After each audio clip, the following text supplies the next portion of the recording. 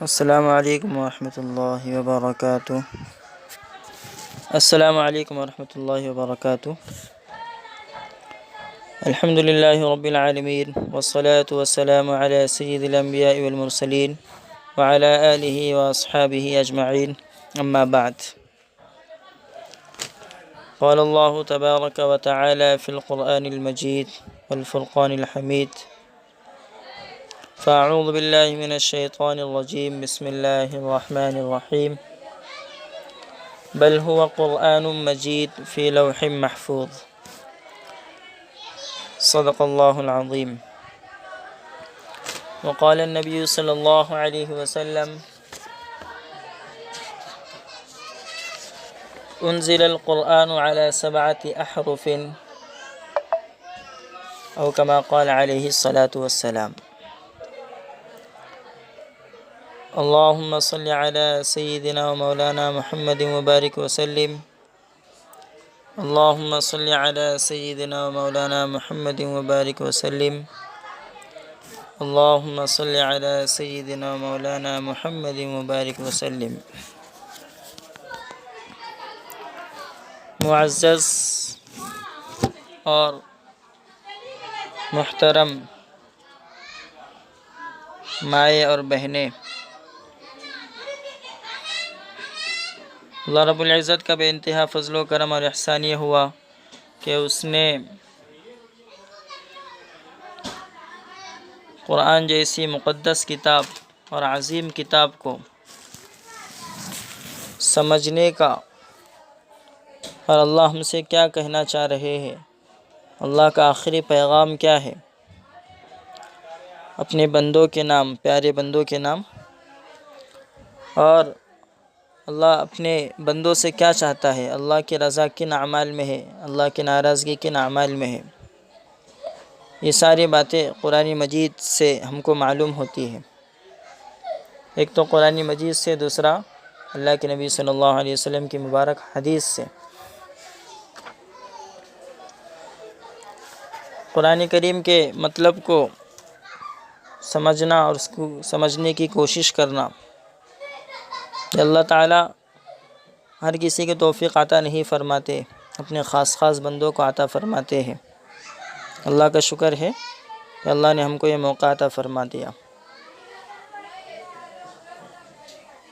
ہم جو ہے عملی تو زبانی طور پر بھی اللہ کا شکر ادا کرے، الحمدللہ الذی ہدانا لہذا وما كنا لنهتدی لولا ان ہدانا اللہ کہے، الحمدللہ رب العالمین کہے، تمام تعریف اللہ کے لیے ہے جو سارے جہانوں کا پروردگار ہے۔ یہ زبانی شکر، اور عملی شکر کیا ہے؟ عملی شکر یہ ہے کہ ہم ابھی سے یہ نیت کر لیں، نیت صاف کر لیں کہ ہم جو کچھ بھی قرآن مجید کے بارے میں، اللہ کے فرمان کے بارے میں سیکھیں گے، اسے دوسروں تک پہنچائیں گے، دوسروں کو سکھائیں گے، یہ نیت کریں۔ سکھانے کی نیت ہوگی تو سیکھنے کے عمل میں قرآن کی تفسیر کو یکسوئی کے ساتھ میں، دھیان توجہ کے ساتھ میں، دماغ دوڑا کر باتوں کو خوب دھیان توجہ سے قرآن کی تفسیر کو سن کر عمل کا جذبہ بھی پیدا ہوگا، اور دوسروں کو سکھانے کا جذبہ بھی، شوق اور پیدا ہوگا۔ یہ کب ہوگا؟ جب ہم خود بھی عمل کی نیت کریں کہ اللہ مجھ سے کیا چاہ رہے ہیں، دوسرا یہ کہ ہم دوسروں تک پہنچانے کی نیت کریں۔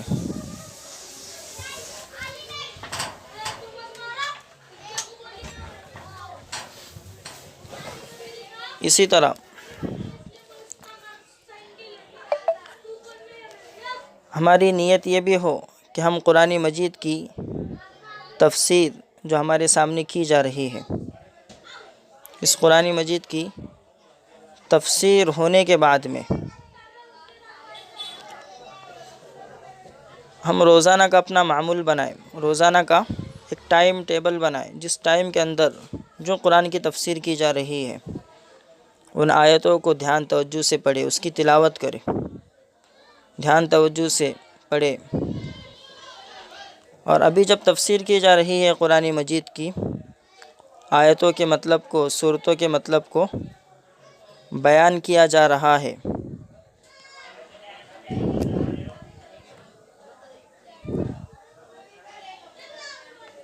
تو قرآن مجید کو کھول کر جن آیتوں کی تفسیر کی جائیں گی، ان آیتوں کو کھول کر انگلی رکھ کر دھیان توجہ سے سنیں گے تو انشاءاللہ بڑا فائدہ ہوگا۔ سرسری جو ہے ہیڈ فون لگا کر اگر سنیں گے تو بھی فائدہ ہوگا، یقیناً ہوگا، لیکن جو باوضو بیٹھ کر، قبلہ رخ بیٹھ کر اور یکسوئی کے ساتھ میں بیٹھ کر قرآن مجید کی جو آیت آپ کو بتلائی جائیں گی، سورت نمبر، پارہ نمبر، آیت نمبر، یہ بتلایا جائیں گا، 3 چیزیں، پارہ نمبر، سورت نمبر، آیت نمبر بتایا جائیں گا۔ تو جب اس کی تفسیر کی جائیں گی تو ہماری نگاہ اس آیت پر ہو، اس قرآن کی سورت پر ہو جہاں پر تفسیر کی جا رہی ہے،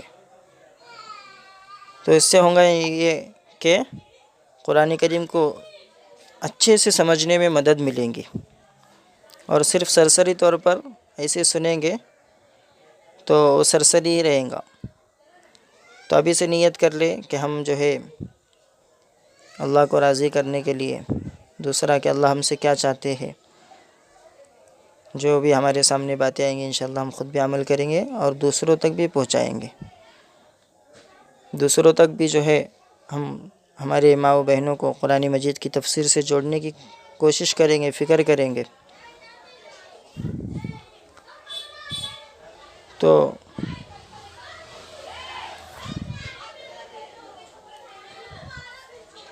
یہ چند باتیں تھی، اور ایک ضروری بات یہ بتانا ہے کہ بغیر عذر کے غیر حاضری نہ کریں، بغیر عذر کے غیر حاضری نہ کریں۔ ہاں عذر ہے تو کوئی بات نہیں، مستورات کو عام طور پہ عذر ہوتا ہی ہے، گھر کی مصروفیات بھی زیادہ رہتی ہے، تو انشاءاللہ ان کو ریکارڈنگ بھی روزانہ کی بھیجی جائیں گی، لیکن ریکارڈنگ کے بھروسے پر جو ہے ہم بغیر ضرورت کے، بغیر عذر کے چھٹی کریں گے تو یہ غلط ہو جائے گا۔ اس لیے کوشش کریں کہ جو کلاس کے ٹائم پہ باتیں سنائی جا رہی ہے آپ کو قرآن کی تفسیر کی، تو انہی باتوں کو ہم نوٹ بھی کریں، اس سے بڑا فائدہ ہوگا انشاءاللہ، اور بغیر عذر کی چھٹی نہ کریں۔ ہمارے پاس مکمل 1 سال ہے، 1 سال کے 12 مہینے ہوتے ہیں، ان 12 مہینوں میں 2 مہینے آپ نکال دیجئے چھٹی کے دن کے، پڑھائی کے یعنی قرآن کی تفسیر کے جو دن ہوں گے وہ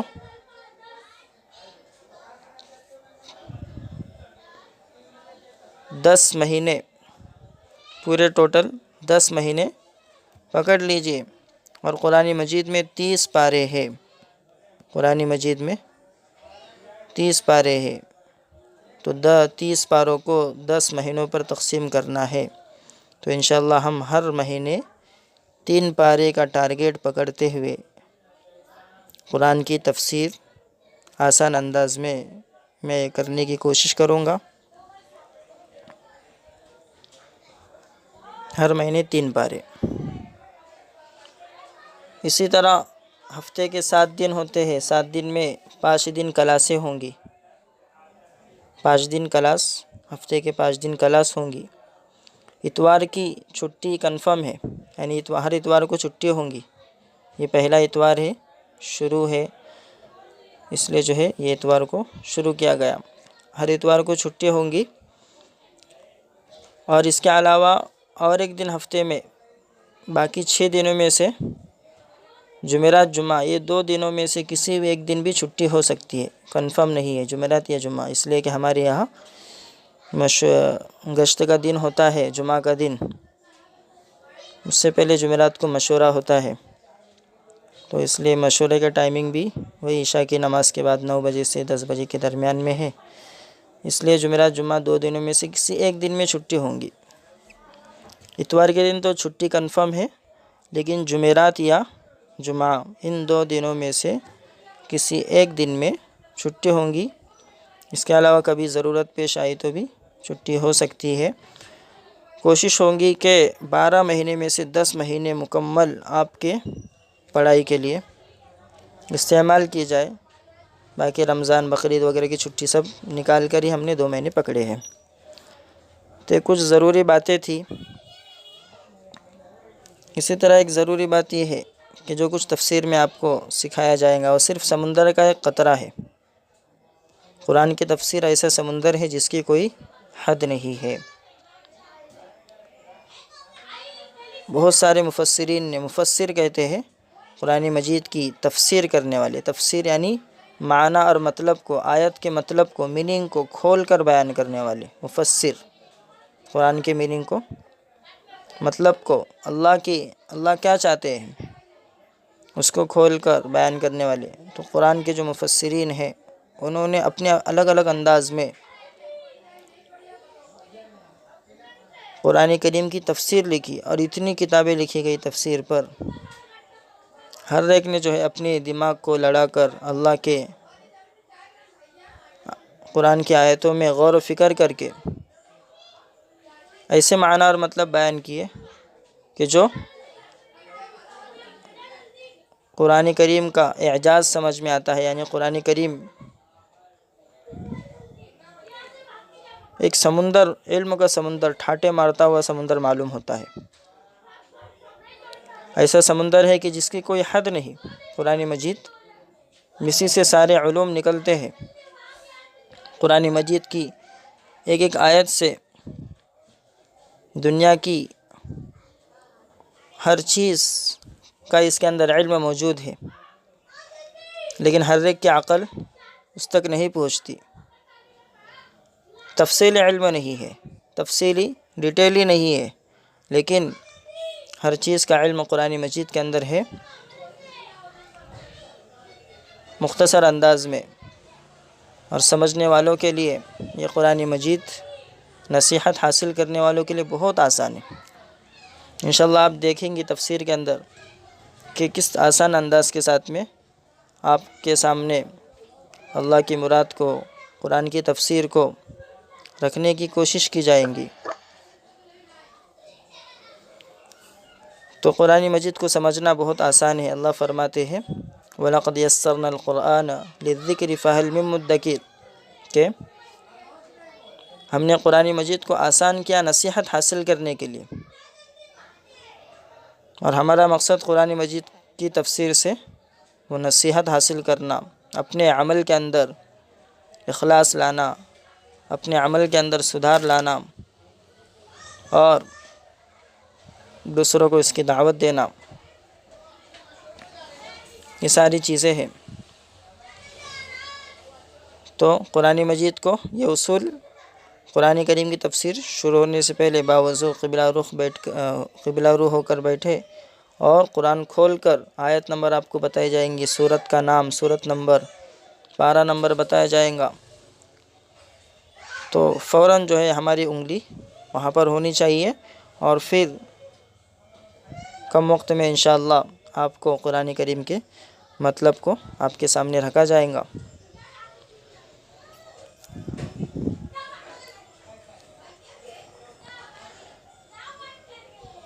یہ چند باتیں تھی تفسیر کے تعلق سے، اور کچھ اصول کے بارے میں۔ اصولی باتیں تو آپ کو بتلا دیا میں نے، جیسے کہ چھٹی کے تعلق سے ہفتے میں 2 دن چھٹی ہوں گی، 5 دن کلاس ہوں گی، سالانہ میں یعنی سال بھر کے اندر 12 مہینے ہوتے ہیں تو 10 مہینے ہمارے قرآن کی تفسیر چلیں گے۔ 2 مہینے جو ہے ہم نے چھٹی کے پکڑ لیے سب ملا کر، تو اس طرح سے جو ہے ہمارے پاس 10 مہینے میں قرآن کریم کے 30 پارے کا ٹارگیٹ ہے، ہر ایک مہینے میں 3 پاروں کا ٹارگیٹ ہے، اور جو ضروری چیزیں ہیں، ضروری باتیں ہوئی بتائی جائیں گی آپ کو، اس لیے کہ بہت ساری لمبی لمبی چوڑی بحثیں ہیں قرآن مجید کے اندر۔ بحث کا مطلب کہ الگ الگ مسائل، علمی مسائل ہیں، علمی دلائل ہیں، تو اس کو نہ چھیڑتے ہوئے آسان انداز میں، عوامی انداز میں انشاءاللہ آپ کے سامنے رکھا جائے گا۔ ہمارا کام یہ ہے کہ ہم اللہ کا شکر ادا کریں صلاۃ شکرانہ بھی پڑھے اور دوسروں کو، ہماری ماں و بہنوں کو جوڑنے کی فکر کرے. ابھی بھی جوڑ سکتے ہیں 2-4 دن کے اندر. تو انشاءاللہ جو ہے ان کو بھی فائدہ ہوگا قرآن کو سمجھنے کے اعتبار سے، اور اللہ تعالیٰ کیا چاہتے ہیں. چند باتیں ہیں. اس کے علاوہ قرآن کریم اللہ کے نبی صلی اللہ علیہ وسلم پر وحی کے ذریعے نازل کیا گیا. وحی کس کو کہتے ہیں؟ اللہ کا جو پیغام نبیوں پر اترتا ہے فرشتے کے ذریعے سے، اس کو وحی کہتے ہیں. تب یہ وحی ہے، وحی، واوحایا، وحی. وحی کے بارے میں چند باتیں سمجھ لینا ہم کو بہت ضروری ہے. ہر مسلمان جانتا ہے کہ اللہ تعالیٰ نے انسان کو اس دنیا میں آزمائش کے لیے بھیجا ہے، اور اس کے ذمے کچھ فرض، اللہ نے کچھ چیزیں فرض کی ہیں اور پوری کائنات کو انسان کی خدمت میں لگا دیا. اس لیے دنیا میں آنے کے بعد انسان کے لیے 2 کام بہت ضروری ہے. ایک یہ کہ وہ اس کائنات سے، یعنی اس عالم سے، دنیا سے، اور دنیا میں جو بھی چیز پیدا ہوئی ہے ان چیزوں سے ٹھیک ٹھیک کام لے.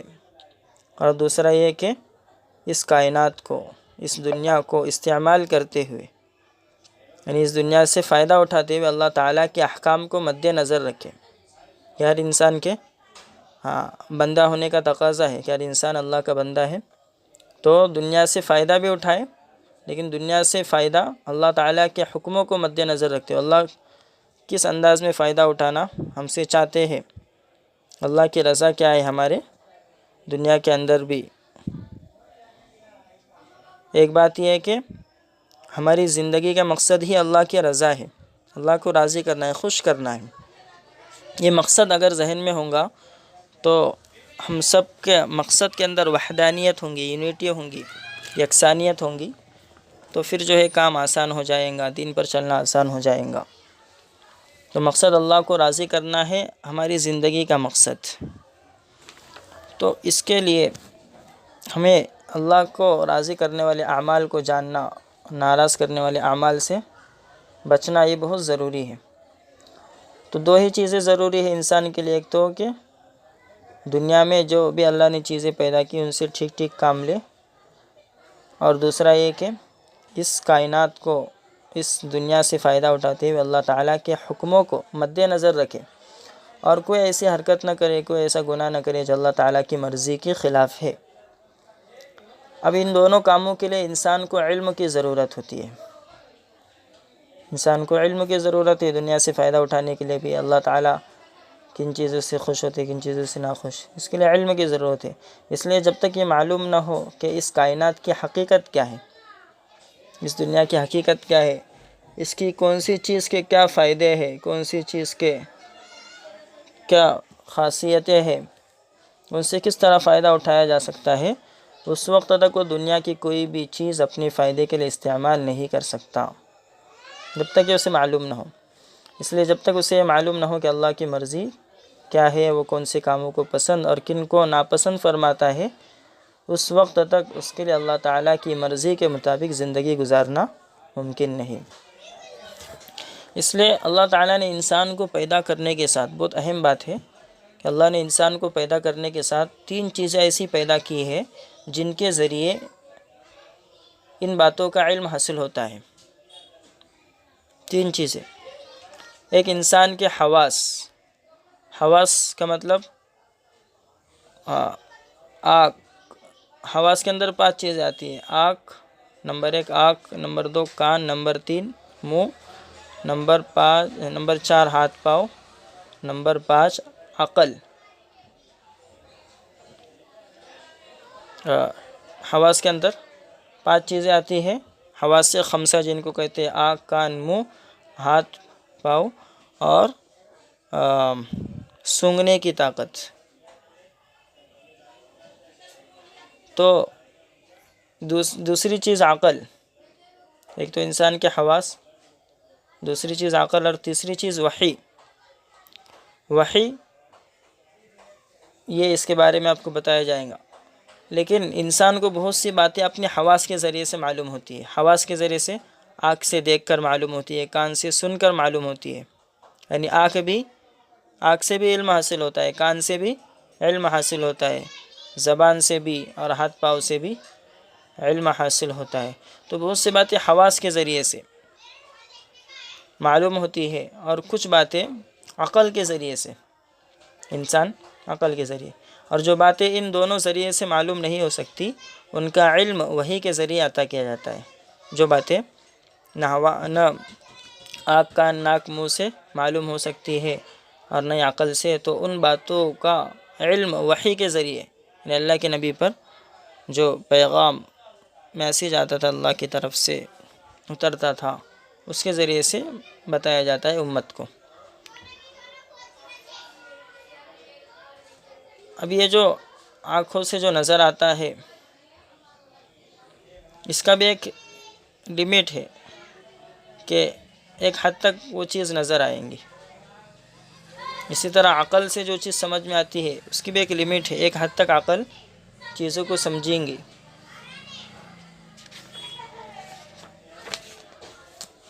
اسی طرح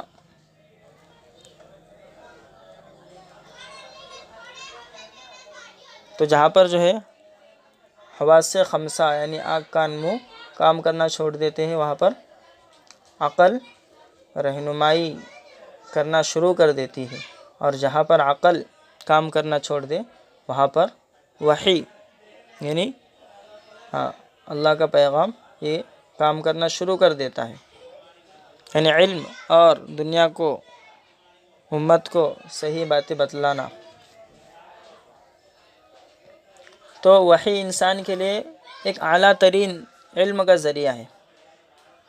جس طرح سے عقل آنکھ کان ناک منہ ہاتھ پاؤں، ہاتھ سے ٹٹول کر چیزوں کا علم ہوتا ہے، جیسے اندھا وہ ہاتھ سے ٹٹول کر چھو کر معلوم کرتا ہے، تو یہ جس طرح انسان کو عقل سے آنکھ کان ناک منہ کے ذریعے سے علم ہوتا ہے، اسی طرح وحی سے بھی انسان کو علم حاصل ہوتا ہے۔ یہ تین ہی چیزیں ہیں، لیکن وحی سب سے بڑا اور سب سے بلند علم کا ذریعہ ہے، اس لیے کہ وحی کے اندر ان سوالات کا جواب بھی مل جاتا ہے جو عقل اور حواس کے ذریعے سے معلوم نہیں ہوتے۔ تو اس سے کیا معلوم ہوتا ہے کہ صرف عقل اور مشاہدہ، عقل اور اپنے آنکھوں سے دیکھنا انسان کی رہنمائی کے لیے کافی نہیں، بلکہ اس کی ہدایت کے لیے اللہ کی طرف سے وحی کی ضرورت ہے، اور یہ قرآن کریم وحی کی شکل میں ہمارے سامنے موجود ہے۔ قرآن کریم وحی کی شکل میں ہمارے سامنے موجود ہے۔ یہ وحی کی ضرورت کے تعلق سے چند باتیں تھیں کہ وحی کی ضرورت کس طرح ہے۔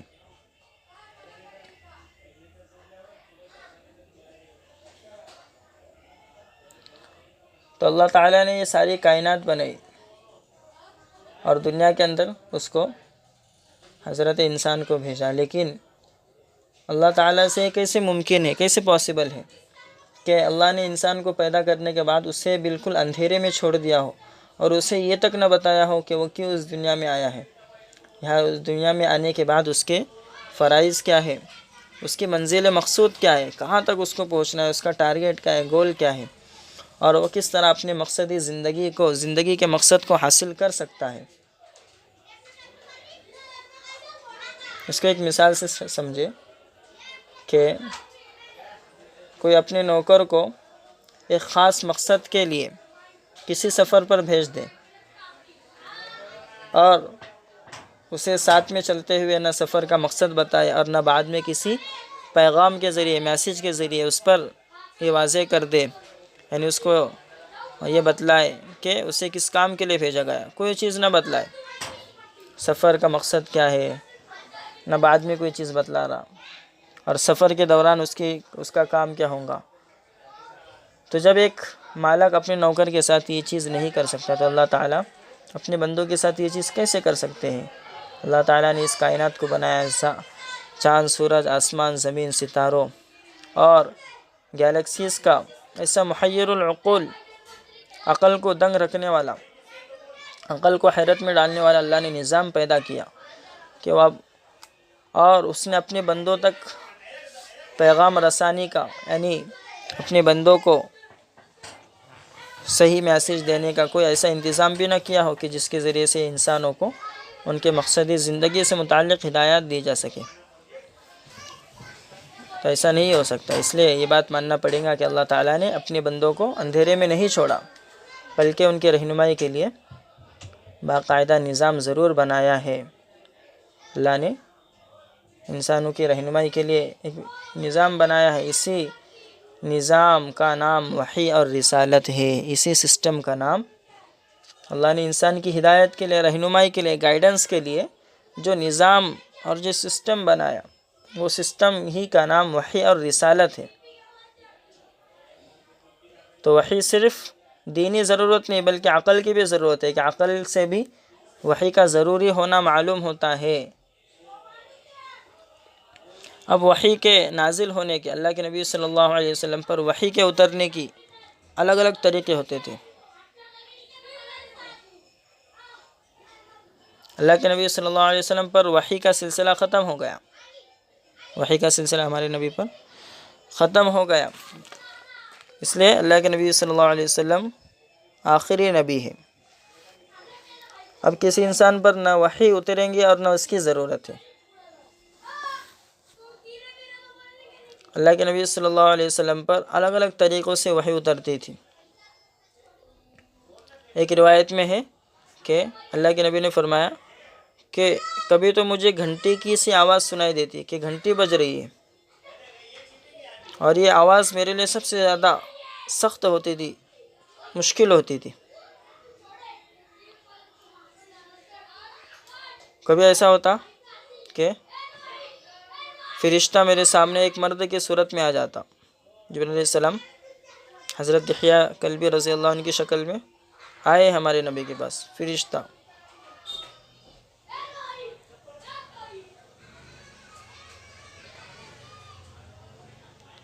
تو جب اس طریقے پر اللہ کے نبی پر وحی اترتی تھی تو اللہ کے نبی صلی اللہ علیہ وسلم پر بہت زیادہ بوجھ پڑتا تھا.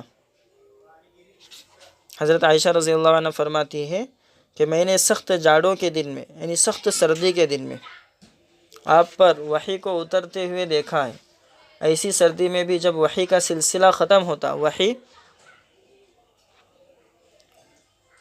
آ کر جو ہے چلی جاتی، تو آپ کی مبارک پیشانی پسینے سے شرابور ہو چکی ہوتی، یعنی پسینے سے بھیگ چکی ہوتی. سخت ٹھنڈی ہے، ٹھنڈی کے موسم کے اندر بھی وحی اتر رہی ہے، لیکن بوجھ پڑنے کی وجہ سے، قرآن مجید کا بوجھ،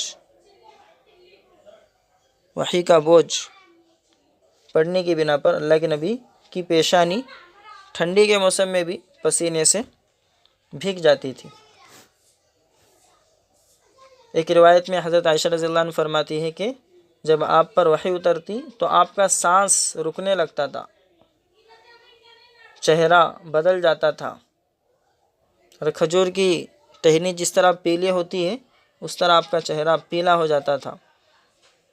سامنے کے دانت کپ کپانے لگتے تھے، اور آپ کو اتنا پسینہ آتا کہ اس کے قطرے موتیوں کی طرح ڈھلکنے لگتے تھے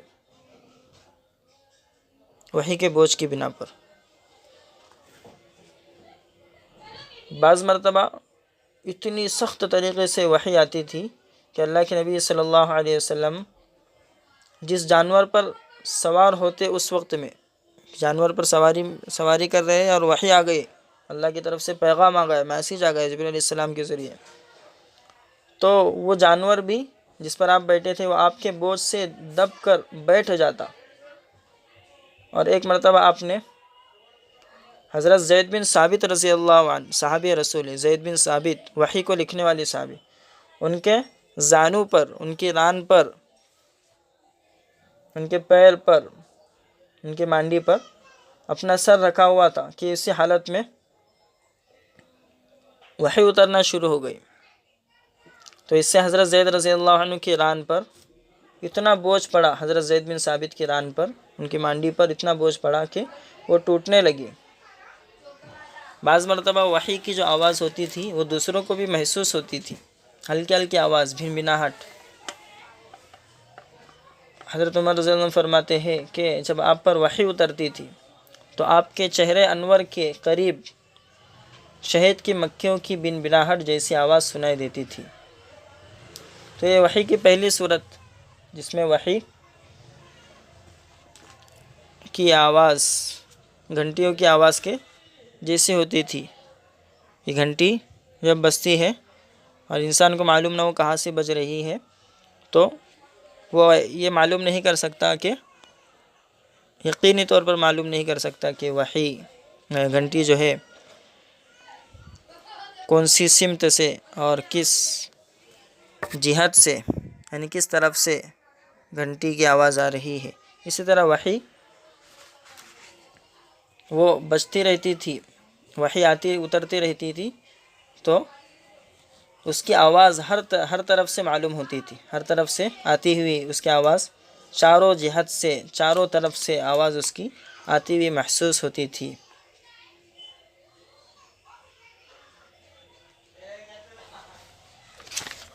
تو یہ وحی کی پہلی صورت تھی۔ دوسری صورت کہ انسان فرشتہ انسان کی شکل میں آ کر اللہ کا پیغام پہنچا دیتا تھا، جیسے کہ ابھی بتایا گیا۔ تیسری صورت یہ تھی کہ حضرت جبرائیل علیہ السلام کسی انسان کی شکل کو اختیار کیے بغیر اپنی اصلی صورت میں دکھائی دیتے تھے، لیکن ایسا آپ صلی اللہ علیہ وسلم کی تمام عمر میں، پوری زندگی میں آپ کی 3 مرتبہ ایسا ہوا ہے کہ جبرائیل علیہ السلام کو اپنی اصلی صورت میں 3 مرتبہ دیکھا۔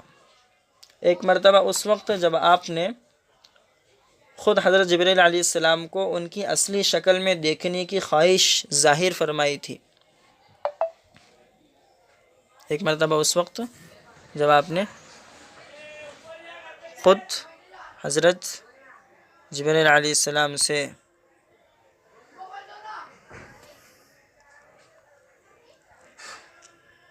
جبرائیل علیہ السلام کو ان کی اصلی شکل میں دیکھنے کی خواہش آپ نے فرمائی تھی۔ دوسری مرتبہ معراج میں آپ نے جبرائیل علیہ السلام کو اصلی شکل میں دیکھا۔ تیسری مرتبہ نبوت کے بالکل ابتدائی زمانے میں مکہ مکرمہ کے مقام اجیاد نامی جگہ پر شروع نبوت کا زمانہ تھا، نبوت مل گئی تھی، تو اسٹارٹنگ کے وقت میں آپ نے اجیاد نامی جگہ پر جبرائیل علیہ السلام کو اپنی اصلی شکل میں دیکھا۔ تو یہ 3 مرتبہ اپنی پوری زندگی میں آپ نے حضرت جبرائیل علیہ السلام کو اپنی اصلی شکل میں دیکھا۔ تو یہ 3 صورتیں ہوتی تھی، 3 طریقے ہوتے تھے وحی کے اترنے کے۔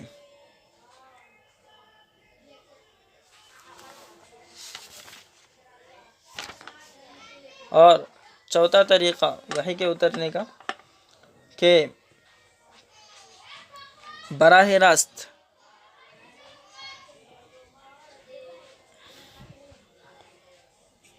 ڈائریکٹ اللہ تعالیٰ بغیر کسی واسطے کے خود اللہ تعالیٰ اپنی نبی سے بات چیت کرے، ہم کلامی کرے۔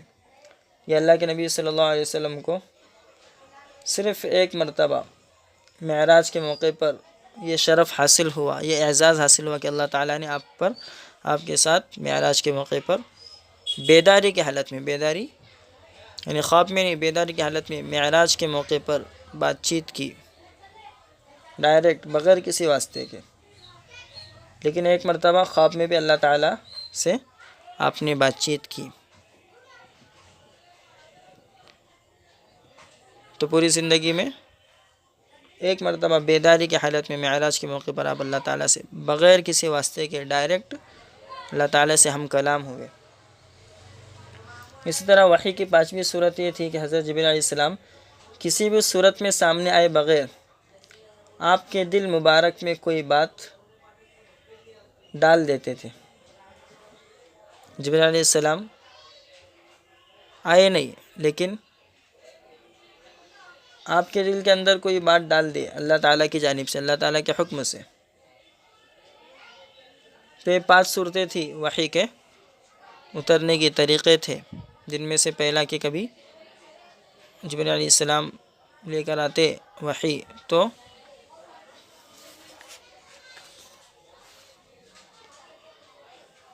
گھنٹی کی سے آواز سنائی دیتی تھی. دوسرا کہ حضرت جبرائیل علیہ السلام کبھی ایک مرد کی صورت میں حضرت یحییٰ کلبی رضی اللہ عنہ کی شکل کے اندر ظاہر ہوتے تھے اور وحی پہنچاتے تھے. تیسری صورت یہ تھی کہ حضرت جبرائیل علیہ السلام بغیر کسی انسانی شکل کے اپنی اصلی شکل میں ظاہر ہوتے تھے. چوتھی صورت یہ تھی کہ آپ اللہ تعالیٰ سے ڈائریکٹ کلام کرتے تھے، بات چیت کرتے تھے. اور پانچویں صورت یہ ہے کہ حضرت جبرائیل علیہ السلام اللہ کے نبی صلی اللہ علیہ وسلم کے دل کے اندر اللہ کی طرف سے کوئی بات ڈال دیتے تھے. حضرت جبرائیل علیہ السلام کے بارے میں بہت بڑے فرشتے ہیں اور اللہ کے مقرب فرشتے ہیں، سب سے نزدیک. ان کے 600 پر ہے. حدیث کے اندر آیا کہ ان کے 600 پر. فرشتے کے بارے میں ہمارا یہ عقیدہ ہے کہ فرشتے نورانی مخلوق ہیں، نور سے بنے ہیں، نہ کھاتے نہ پیتے ہیں، ہمیشہ اللہ کی فرما برداری کرتے ہیں. ان گنت فرشتے، اس کی تعداد کسی کو بھی معلوم نہیں ہے. تو جبرائیل علیہ السلام کے بارے میں حدیث میں آیا کہ ان کے 600 پر ہے.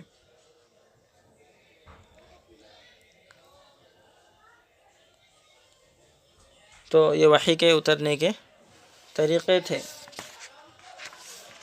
اسی طرح قرآن مجید کی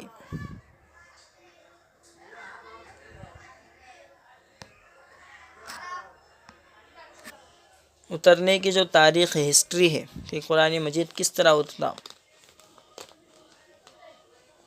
تو اسے بھی جاننا بہت ضروری ہے کہ قرآن مجید اترا کس طرح، اس کی ہسٹری کیا ہے.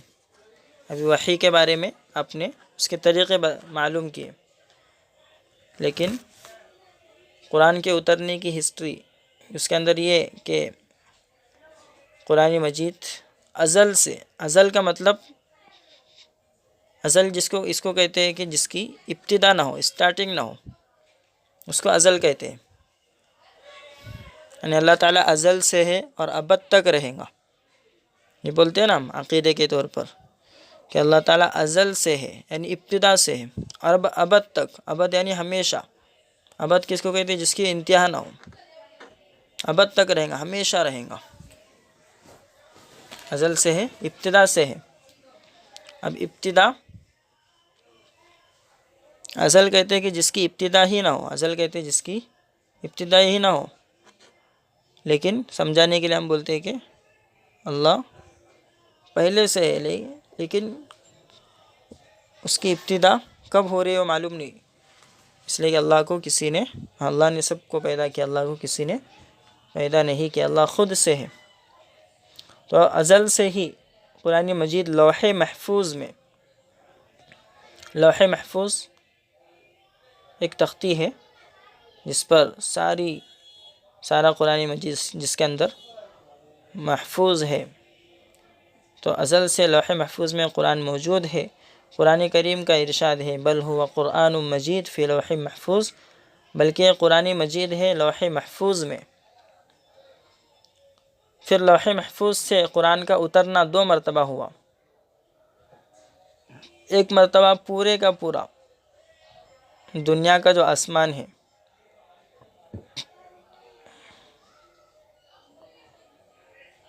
اس دنیا کے آسمان پر بیت المعمور ہے جو کعبۃ اللہ، یعنی جو کعبہ ہے اس کے بالکل بھی مقابل میں ہے، بالکل سیدھ میں ہے بیت المعمور، جو فرشتوں کا قبلہ ہے، فرشتوں کی عبادت گاہ ہے.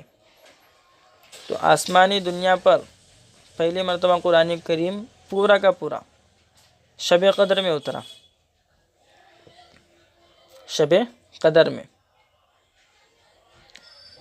پھر دوسری مرتبہ اللہ کے نبی صلی اللہ علیہ وسلم پر تھوڑا تھوڑا کر کے جتنی ضرورت ہوتی گئی اترتا گیا، یہاں تک کہ 23 سال میں 23 ایئرس میں قرآن مجید کا اترنا مکمل ہوا، کمپلیٹ ہوا.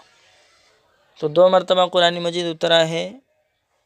پہلی مرتبہ لوح محفوظ سے آسمانی دنیا پر، یعنی دنیا کے آسمان پر جہاں پر بیت المعمور ہے، بیت المعمور جو کعبۃ اللہ کے بالکل مقابل میں ہے، جو آسمان پر فرشتوں کی عبادت گاہ ہے، تو یہ قرآن مجید پورا کا پورا یہاں پر شب قدر میں، لیلۃ القدر میں اترا، اور دوسری مرتبہ اللہ کے نبی صلی اللہ علیہ وسلم پر تھوڑا تھوڑا کر کے ضرورت کے اعتبار سے 23 سال کی مدت میں مکمل ہوا۔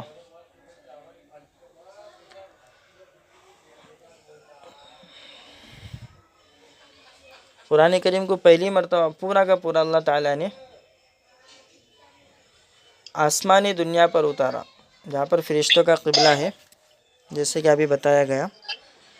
تو اس کے اندر کیا حکمت ہے کہ اللہ تعالیٰ فرشتوں کو یہ بتلانا چاہتے ہیں کہ اللہ کی آخری کتاب ہے جو زمین والوں کی ہدایت کے لیے اتاری جانے والی ہے۔ اللہ کی آخری کتاب ہے جو زمین والوں کی ہدایت کے لیے اتاری جانے والی ہے، یہ بتلانا تھا، اس لیے پہلی مرتبہ پورا کا پورا لوح محفوظ سے وہاں پر قرآن مجید کو اتارا گیا۔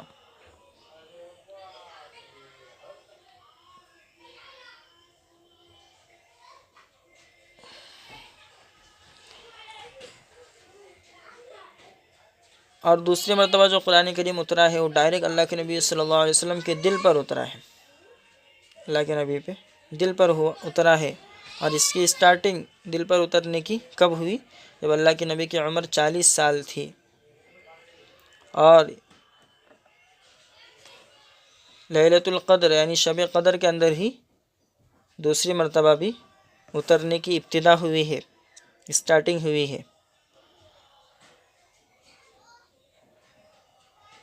اور 17 رمضان تھی، یہی وہ تاریخ تھی جس میں چند سالوں بعد جنگ بدر پیش آئی۔ خیر،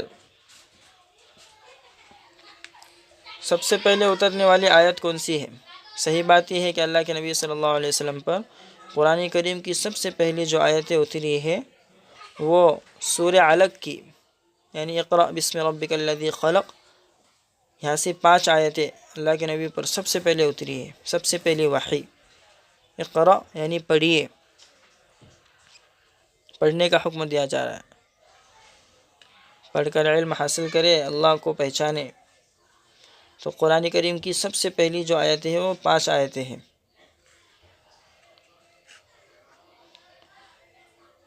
حضرت عائشہ رضی اللہ عنہا فرماتی ہے کہ اللہ کے نبی صلی اللہ علیہ وسلم پر وحی کی اترنے کی جو سٹارٹنگ ہوئی وہ سچے خوابوں سے ہوئی تھی، کہ اللہ کے نبی کو سچے خواب بتائے جاتے تھے، رات میں کوئی خواب دیکھتے صبح میں ویسے ہی ہو جاتا تھا۔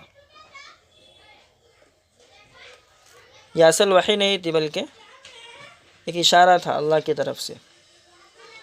اس کے بعد جو ہے سچے خواب آنے لگے تو اللہ کے نبی کو تنہائی کے اندر عبادت کرنے کا، اللہ سے لو لگانے کا، اللہ کو یاد کرنے کا شوق پیدا ہوا، اور اس دوران میں آپ غار حرا میں کئی راتیں گزارتے اور عبادت میں مشغول رہتے تھے، یہاں تک کہ ایک دن اسی غار میں آپ کے پاس اللہ تعالیٰ کی جانب سے ایک فرشتہ آیا اور اس نے سب سے پہلے یہ بات کہی کہ اقرأ، پڑھو۔ اللہ کے نبی نے فرمایا کہ میں پڑھا ہوا نہیں ہوں۔ اس کے بعد اللہ کے نبی نے واقعہ بیان کیا کہ میرے اس جواب پر فرشتے نے مجھے پکڑا اور مجھے اس زور سے دبایا، گلے لگا کر اس زور سے کمر کسا، میری کمر کو دبایا کہ مجھ پر بہت زیادہ مشقت، مجھے بہت زیادہ تکلیف ہوئی۔ پھر اس نے مجھے چھوڑا، دوسری مرتبہ کہا کہ پڑھو۔ میں نے کہا کہ میں پڑھا ہوا نہیں ہوں۔ فرشتے نے پھر مجھے پکڑا اور دوسری مرتبہ اس نے مجھے گلے لگا کر اس زور سے دبایا کہ مجھ پر مشقت کی انتہا ہو گئی، یعنی مجھے بہت زیادہ تکلیف ہو گئی۔ پھر اس نے مجھے چھوڑ کر کہا کہ اقرأ، پڑھو۔ میں نے جواب دیا کہ میں پڑھا ہوا نہیں ہوں۔ اس پر اس نے تیسری مرتبہ پکڑا اور پھر جو ہے اس نے پکڑ کر مجھے چھوڑ دیا اور کہا کہ اقرأ بسم ربک الذی خلق۔ تیسری مرتبہ ڈائریکٹ یہ 5 آیتیں لے کر حضرت جبرائیل علیہ السلام 5 آیتیں اللہ کے نبی کو سنائی، اقرأ بسم ربک الذی خلق خلق الانسان من علق اقرأ وربک الاکرم الذی علم بالقلم۔ اس کا ترجمہ یہ ہے کہ پڑھو اپنے اس پروردگار کے نام سے، پڑھو اپنے اس پروردگار کے نام سے جس نے پیدا کیا، جس نے انسان کو جمے ہوئے خون سے پیدا کیا، جمع ہوا خون۔ پڑھو اور تمہارا پروردگار یعنی اللہ تعالی سب سے زیادہ کریم ہے، کریم یعنی مہربان ہے، وہ جس نے علم سکھایا، قلم سے سکھلایا انسان کو باتیں جو وہ نہیں جانتا تھا۔ یہاں پر اترنے والی سب سے پہلی آیتیں تھیں۔ ان آیتوں کے بعد اترنے کے بعد میں 3 سال تک وحی کا سلسلہ، وحی کے اترنے کا سلسلہ، کنیکشن بند رہا، پینڈنگ میں رہا، اور یہ جو وحی نہیں اتر رہی تھی اسی زمانے کو فترت وحی، فترت وحی کا زمانہ کہتے ہیں۔